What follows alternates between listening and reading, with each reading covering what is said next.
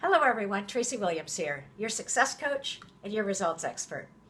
Today's topic was inspired by a friend of mine who I've noticed uses a lot of sayings as part of her vernacular. And it got me thinking about the fact that there are so many sayings, numerous sayings that are really familiar to most of us and that we use really commonly.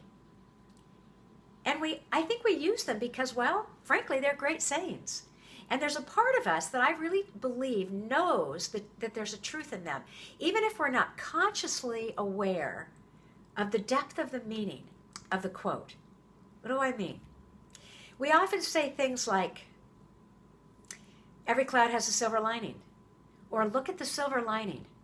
And we do so to console or to encourage someone who's dealing with circumstances that maybe they wouldn't prefer. It feels good to us, and it feels good to the receiver. And yet often when something is so familiar, so commonplace, such as look for the silver lining, that we take it really lightly. And in doing so, we really miss the power of it.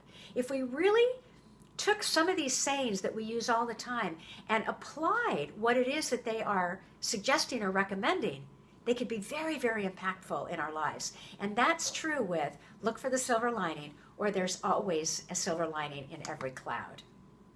So looking for, finding, and naming the silver lining is one of the most powerful ways that you can get in alignment with the good that's available to each and every one of us.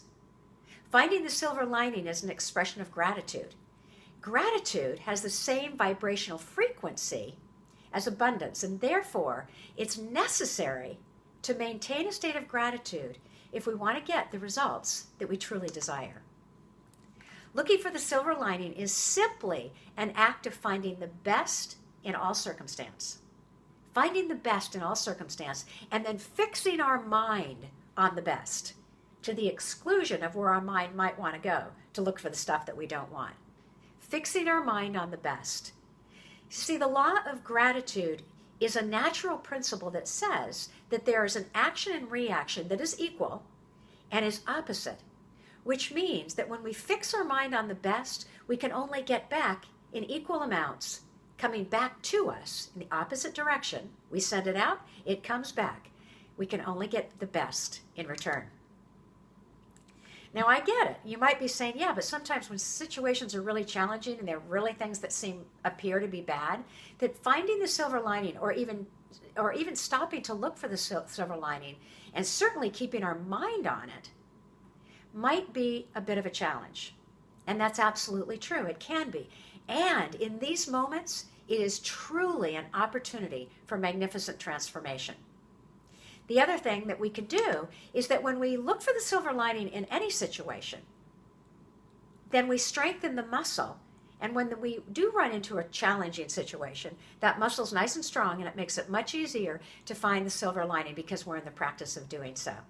So this week, I'm going to invite you to choose to find the silver lining each day in two things. One that's easy for you to be grateful for, and in something that is not so easy for you to be grateful for. Let me know what it is on Facebook.